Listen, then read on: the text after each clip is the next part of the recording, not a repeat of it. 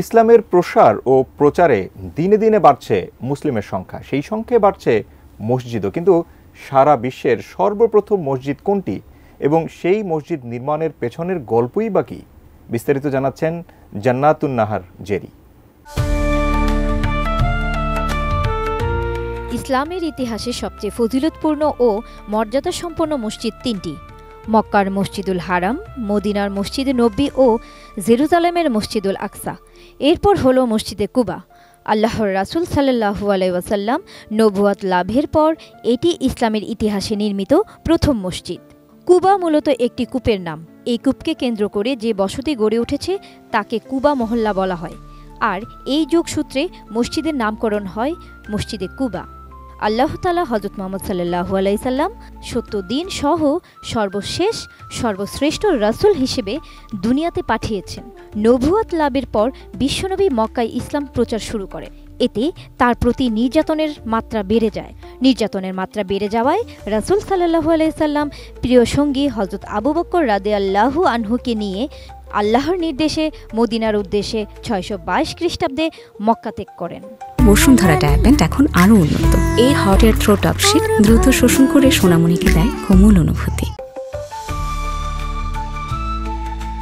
রাসূল সাল্লাল্লাহু আলাইহি ওয়াসাল্লাম মদিনায় এসে সর্বপ্রথম কুলসুম ইবনুল হিদমের আতিথেয়তা গ্রহণ করেন। সেখানে তিনি ১৪ দিন অবস্থান করার পর ওই জায়গায় একটি মসজিদ তৈরি করেন, যা কুবায় স্থাপিত হয়। এটি ঐতিহাসিক মসজিদে কুবা। মসজিদে কুবা সম্পর্কে আল্লাহ তাআলা সূরা তওবার ১০৮ নম্বর আয়াতে বলেন, তুমি কখনো সেখানে দাঁড়াবে না, তবে যে মসজিদের ভিত্তি রাখা হয়েছে তাকওয়ার উপর প্রথম দিন থেকে, সেটি তোমার দাঁড়াবার যোগ্য স্থান। সেখানে রয়েছে এমন লোক যারা পবিত্রতাকে ভালোবাসে, আর আল্লাহ পবিত্র লোকদের ভালোবাসে।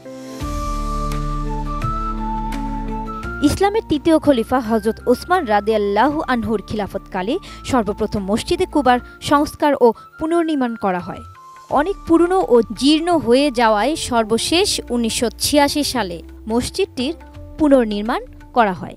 বর্তমানের কুবা মসজিদে ৪ কোণে রয়েছে সুদৃশ্য ৪টি মিনার ও ২ তলা বিশিষ্ট মসজিদে কুবার ছাদে রয়েছে একটি বড় গম্বুজ সহ অপেক্ষাকৃত ছোট ছোট ৫টি গম্বুজ। মদিনায় মসজিদে নববীর দক্ষিণ পশ্চিম দিকে মসজিদে কুবা অবস্থিত। এর দূরত্ব প্রায় ৩.২৫ কিলোমিটার। হিজরতের পর বিশ্বনবী সাল্লাল্লাহু আলাইহি সাল্লাম মদিনায় ১০ বছর কাটিয়েছেন।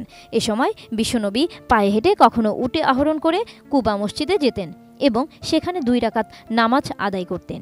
হাদিসে বর্ণিত আছে, মসজিদে কুবায় নামাজ আদায় করার সওয়াব একটি উমরার সমপরিমাণ। জান্নাতুন নাহার জেরি, এটিএন নিউজ।